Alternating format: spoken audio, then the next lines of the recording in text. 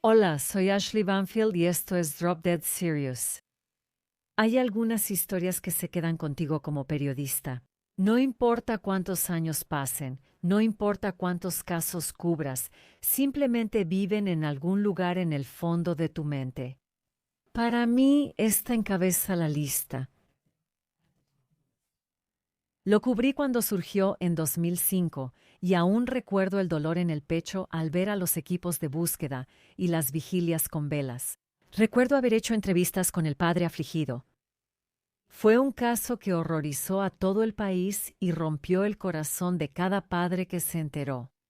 Una niña pequeña, de 9 años, desapareció de su propia cama en un tranquilo pueblo de Florida, y cuando la policía finalmente juntó todas las piezas y resolvió el misterio, ellos mismos quedaron destrozados. Detectives experimentados se volvieron sombras de lo que fueron. Y si nunca has escuchado esta historia antes, apuesto a que también te va a cambiar a ti. La niña era Jessica Lunsford. Y si vivías en 2005, probablemente recuerdes su foto, su sonrisa, su flequillo y sus ojos brillantes y curiosos.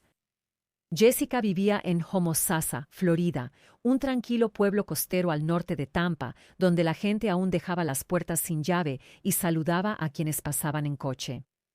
Ella vivía con su papá, Mark Lunsford, un padre soltero que trabajaba de noche y vivía con sus padres para cuidar de Jessica y llegar a fin de mes. Pero en la mañana del 24 de febrero de 2005, Mark Lunsford abrió la puerta de su habitación y Jessica no estaba ahí. Ella se había ido, solo quedaba una cama vacía, y así comenzaba una de las historias de crimen real más oscuras del país. Todo comenzó la noche anterior, el miércoles 23 de febrero de 2005, cuando todo en la casa de los Lunsford era perfectamente normal.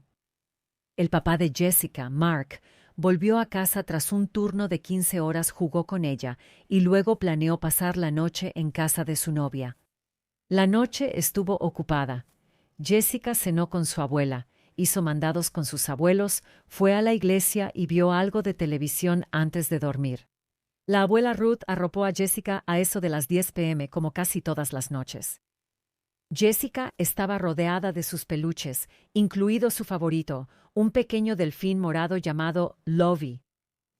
La abuela supervisaba cuando Mark no estaba por trabajo u otros motivos. Al día siguiente, Mark llegó a casa a eso de las 5 a.m. y oyó la alarma de Jessica. Se alistó para ir al trabajo, pero notó que la alarma de Jessie seguía sonando, lo cual era raro. Asomó la cabeza al cuarto de Jessica para ver si ya estaba despierta, pero para su sorpresa, ella no estaba. La cama de Jessie estaba vacía. Lovey, el delfín, también faltaba y su luz nocturna todavía estaba encendida. Mark corrió por la casa rodante llamando a Jessica, pero nada, ella no estaba ahí. Le preguntó a su mamá por Jessica, pero ella respondió que todo estaba normal. Siguieron la rutina normal por la noche. Ella debería seguir en su cama. Mark buscó en el patio, nada. Y luego, para su horror, descubrieron un corte en forma de L en la puerta mosquitera, de 15 por 15 centímetros, justo al lado de la manija de la puerta. Entonces entró el pánico y a las 6:41 Ruth llamó al 911. En horas, la oficina del sheriff del condado de Citrus inició una búsqueda masiva. Los voluntarios recorrieron pantanos y campos cercanos a la casa. Helicópteros volaban sobre la línea de árboles y la historia de la niña de 9 años desaparecida, con mochila rosa y gran sonrisa, se difundió por todo el país. Durante 3 semanas agonizantes, nadie sabía qué le había pasado a Jessica hasta que los investigadores empezaron a mirar un poco más cerca de casa. No en la casa de los Lunsford, pero sí muy cerca. Y no vas a creer lo que pasó después. Justo al final de la calle y a la vuelta de la esquina de la casa de los Lunsford, literalmente a unos 150 yardas, había un pequeño remolque desgastado en West Snowbird Court. En ese remolque vivía John Evander Cui, un vagabundo de 46 años con historial de delitos menores. Había algo más en su expediente, mucho más peligroso. John Evander Cowie, delincuente sexual convicto, se había mudado recientemente a ese remolque con su media hermana, Dorothy Dixon, y su novio. No se registró como delincuente sexual en su nueva dirección, violando la ley de Florida. Cuando la policía tocó el remolque donde vivía, no fue John Evander Cowie quien abrió la puerta. Dorothy, su media hermana y su novio le dijeron a la policía que John no estaba, lo cual era cierto. Él ya se había ido, empacó y dejó el remolque en Snowbird Court días después de que Jessica desapareciera. Pero los investigadores no podían dejarlo pasar. Había algo raro en ese lugar. Volvieron una y otra vez, y con cada búsqueda la evidencia empezó a acumularse. El 15 de marzo de 2005, los agentes localizaron a John Evander Cowie en Georgia. Y cuando se sentaron frente a él en la sala de interrogatorios, no pasó mucho tiempo antes de que Cowie se quebrara. Ahí todo comenzó a desmoronarse, y lo que vino después cayó como una losa y heló hasta los huesos a cada persona en ese edificio. John Evander Cowie confesó que entró por la puerta mosquitera de los Lunsford durante la noche. Halló a Jessica dormida, la despertó, le tapó la boca y le ordenó guardar silencio. Luego la sacó de su habitación, la llevó fuera de ese remolque y la condujo por la esquina directamente a su propio remolque. Una vez dentro, recuerda que compartía esa pequeña casa con otras 2 personas. Metió a Jessica a la fuerza en el closet de su habitación y la mantuvo ahí, en ese espacio pequeño y oscuro, durante 3 días. Desde el momento en que la secuestró y la llevó a esa habitación, Cowie comenzó a agredirla sexualmente en múltiples ocasiones. Mientras la policía, vecinos y voluntarios la buscaban afuera, Jessica estaba atrapada adentro, a pocos metros de su patio trasero, lo bastante cerca para gritar. Cowie contó a los investigadores que oía las noticias sobre la búsqueda mientras Jessica, asustada, estaba sentada en silencio cerca de él. Tras 3 días, temiendo que la policía se acercara, John Evander Cowie hizo lo impensable. Engañó a Jessica para que se metiera en varias bolsas de basura de plástico, diciéndole que la iba a llevar a casa, pero que tenía que esconderla en esas bolsas para cruzar los patios sin que nadie los notara. Le indicó que abrazara su delfín morado, mientras él cerraba y amarraba las bolsas sobre su cabeza. Pero en lugar de llevar a Jessica a su casa, que estaba a 150 yardas, él llevó esas bolsas de basura con ella adentro a su propio patio en medio de la noche. Ahí cavó un hoyo poco profundo junto al remolque. Puso a Jessica en ese hoyo y empezó a cubrirla con tierra, pala tras pala tras pala. John Evander Cowie enterró viva a Jessica Lunsford. Después de secuestrarla y violarla durante 3 días, enterró viva a esta niña de 9 años. El 19 de marzo de 2005, la policía excavó el patio detrás del remolque que pertenecía a la media hermana de Cowie, Dorothy, y bajo un montón de tierra recién apisonada encontraron los restos de Jessica. Para Mark Lunsford, quien pasó semanas suplicando por el regreso de su pequeña sana y salva, la noticia fue devastadora. Al hallar el cuerpo de Jessica en bolsas de basura, tenía las manos atadas con cable de bocina y aún sostenía a Lovie, su pequeño delfín de peluche que su papá le ganó en una feria estatal. Un juguete que Cowie permitió que llevara durante el secuestro. Un juguete con el que dormía antes de que el mismísimo diablo entrara a su casa y apagara su corta vida. El médico forense confirmó después que Jessica murió por asfixia, que se encontró tierra en sus pulmones y en un detalle devastador. El médico forense afirmó que sus pequeños dedos salían de las bolsas de plástico, indicando que intentó salir y estaba viva al ser enterrada. El forense confirmó que Jessica fue agredida sexualmente. La evidencia en el remolque coincidía con la confesión de Quay. Dentro del closet de la recámara, los técnicos de laboratorio encontraron una huella digital que coincidía con la pequeña mano de Jessica. En el colchón encontraron manchas de sangre que después se confirmó que eran de Jessica. En ese momento, la fiscal del estado calificó los crímenes contra Jessica como uno de los casos más perturbadores en la historia de Florida. Pero no terminó ahí. Si te preguntas cómo alguien así llega a juicio tras confesar, buena pregunta. John Evander Cowie no se declaró culpable y peleó los cargos en la corte. Y eso es porque gran parte de su confesión a la policía, con todos esos detalles de principio a fin, fue desechada. La jueza indicó que John Cowie solicitó un abogado. Después de iniciado el interrogatorio, él solicitó un abogado varias veces. Las detectives siguieron presionando, violando así sus derechos de la Quinta y Sexta Enmienda.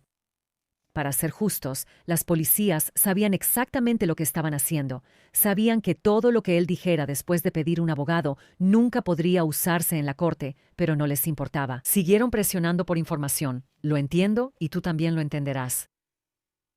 Estas detectives, con John Cowie vomitando todo este horror frente a ellas, creían que todavía había una posibilidad de encontrar a Jessica con vida. Así que su derecho a guardar silencio no les importó en lo más mínimo. Era lo que menos les preocupaba. Querían presionarlo para obtener información que las llevara directamente a Jessica, con la esperanza de encontrarla antes de que fuera demasiado tarde. Pero tristemente cuando la encontraron ya era demasiado tarde. Cuando hallaron la tumba y desenterraron su cuerpo, ella ya había muerto. Y una vez que esa confesión fue declarada inadmisible, el Estado ya no pudo basarse en todo eso durante el juicio. Pero tenían suficiente de eso. Tenían suficiente de lo que dijo. Todo lo que él dijo los llevó a la tumba de ella antes de que él invocara su derecho a un abogado. Sin embargo, les esperaba otra difícil batalla en el juicio. La capacidad mental de John Evander Cowie. Antes de que digas a quién le importa o a quién le importa su mentalidad, espera a escuchar lo que voy a contarte. Tal vez cambies de opinión. Puede que no, pero es una historia increíble. Los abogados de John Cowie alegaron que tenía discapacidad intelectual y le contaron al tribunal historias sobre su infancia. Él, sentado con ellos en la mesa de defensa, coloreaba. John Cowie, un hombre que tiene casi 50 años, está sentado en la mesa de la defensa con lápices de colores, coloreando durante todo su juicio. Esto mientras sus abogados defensores le contaban al tribunal sobre un hombre marcado por años y años de abuso infantil y traumatismo cerebral, abuso infantil a manos de su padrastro. Dijeron que Cowie tenía discapacidad intelectual cuando era niño, pero que su padrastro lo golpeaba sin piedad, lo ataba a los postes de la cama y le estrellaba la cabeza entre la puerta del dormitorio y la pared como castigos repetidos. Los abogados de Cowie presentaron escaneos cerebrales que mostraban que casi no tenía actividad cerebral. Esto podría explicar por qué John Cowie pensó que fue amable con Jessica al decirle a la policía que dejó que llevara su delfín de peluche a la tumba, afirmando, o sea, no soy un monstruo. Sí, asimílenlo. Eso es lo que él dice a los detectives frente a él. Le dije, puedes llevarte tu delfín ahí y puedes llevártelo contigo, o sea, no soy un monstruo. Así les transmitió la información a los detectives. Casi como si él lo creyera, como si no fuera tan malo. Él dejó que ella llevara al delfín a la tumba poco profunda, donde fue enterrada viva. Nunca superé eso, nunca superé esos detalles. Y simplemente oírlo decir eso así, intentando entenderlo y notando que había muchas cosas mal. El tribunal evaluó la capacidad mental de Cowie y las pruebas mostraron un coeficiente intelectual entre 61 y 69. Eso está muy debajo del umbral legal para discapacidad intelectual. Pero el Estado respondió con pruebas diferentes y más creíbles que mostraron un puntaje de 78, y eso está 8 puntos por encima del umbral legal. Así que el tribunal concluyó que él era elegible para la pena de muerte. Durante el testimonio, los miembros del jurado vieron fotos del armario donde Jessica había estado atrapada, un espacio estrecho y sin ventanas, no más grande que una despensa. Escucharon cómo John Evander Cui falló varias pruebas de detector de mentiras, cómo le dijo a un pastor de la cárcel que, cito, hizo algo malo, y cómo los investigadores tuvieron que pausar su búsqueda para consolar a detectives curtidos, quienes se derrumbaron en lágrimas. Escucharon cómo, mientras cientos de voluntarios buscaban en campos, canales y caminos rurales de todo el condado de Citrus, la policía estuvo, sin saberlo, a pocos metros de Jessica. Según un memorando posterior de la Fiscalía en el caso, la propia cronología de Cowie dejaba abierta la posibilidad de que Jessica aún estuviera viva y dentro de ese closet durante al menos una de las veces que la policía visitó la casa de la hermana de Cowie. Simplemente desgarrador. El 24 de agosto de 2007, el jurado declaró culpable a John Evander Cowie de secuestro, abuso sexual y asesinato en primer grado, y el juez Rick Howard lo sentenció a muerte. Al hacerlo, las palabras del juez hicieron llorar a toda la sala del tribunal. Describió cómo Cowie se puso nervioso al oír que los perros policías se acercaban. Contó que Cowie le dijo a Jessica que la llevaría a casa, pero no quería que nadie la viera. La convenció de meterse en bolsas de basura y le ató otra en la cabeza. Luego la sacó y la enterró viva en un hoyo poco profundo. El juez describió lo que el médico forense había testificado, que Jessica murió lentamente a medida que se acababa el aire en esas bolsas de plástico mientras la cubrían con tierra del jardín. Pudo estar viva 5 minutos o más antes de desmayarse, dijo él. El juez Howard dijo, cito, él causó una muerte lenta, dolorosa y consciente. Y el juez señaló que la única fuente de consuelo de Jessica durante esos horribles momentos finales fue su pequeño delfín de peluche morado llamado Lovey. También señaló uno de los detalles más inquietantes de todos, que Jessica realmente logró meter sus pequeños deditos a través de la bolsa de basura interior, tratando desesperadamente de rasgarla para salir y conseguir aire antes de morir. El juez afirmó que Cowie no mostró remordimiento. Tras su arresto, Cowie hizo lo que el juez llamó comentarios crudos, vulgares y repulsivos sobre el asalto a Jessica y desestimó el caso, diciendo a los investigadores que los medios lo exageraban. Sus palabras exactas, cito, este tipo de cosas pasa todos los días. Fin de la cita. Imagina ser policía y oír eso. Imagina lo que el policía quería hacerle al hombre al otro lado de la mesa después de escuchar eso. Imagina el autocontrol que tuvieron que ejercer en este caso. Mark Lunsford, papá de Jessica, dio una declaración de impacto como víctima y se volvió hacia el hombre que había asesinado a su pequeña, que había violado a su pequeña y que la había enterrado viva en una tumba poco profunda. Mark Lunsford le habló directamente y dijo, durante 29 meses mi hija me ha escuchado llorar y le ha suplicado a Dios que detenga el dolor en mi corazón. Espero que oigas su llanto al intentar dormir. Espero que veas las lágrimas por la noche cuando ella te preguntaba si podía irse a casa. No volverás a lastimar a un niño. Pero el sentido de justicia y la promesa de una ejecución no duraron mucho. Antes de que siquiera pudiera comenzar el proceso de apelaciones de la pena de muerte, John Evander Cowie murió en prisión por causas naturales. Fue en 2009, él tenía 51 años. Mark Lunsford dijo que le dio tristeza la noticia de la muerte de Cowie.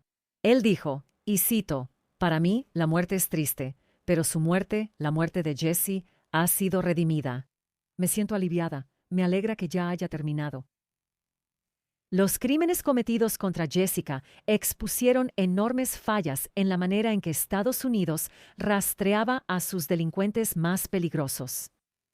Había miles de delincuentes sexuales sin localizar, moviéndose libremente y evadiendo el registro, perdiéndose en la burocracia. Mark Lunsford pasó meses en la capital de Florida, Tallahassee, presionando por una reforma, y los legisladores lo escucharon.